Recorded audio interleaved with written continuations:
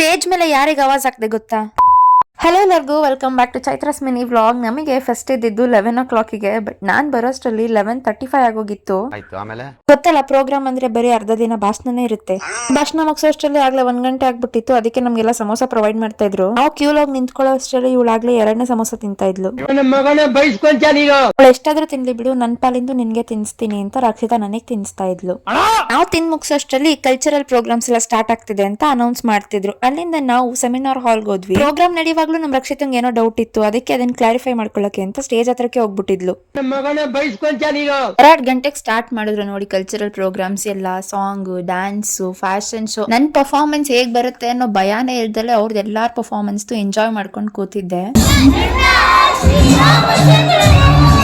ಬಂತು ನೋಡಿ lazy dance. ಎಲ್ಲಾರು ಅವ್ರ ಫೋನ್ ಆನ್ ಮಾಡಿ ಇಟ್ಕೊಂಡ್ಬಿಟ್ರು, ಅಷ್ಟು ಚೆನ್ನಾಗಿ ಆಡಿದ್ರು.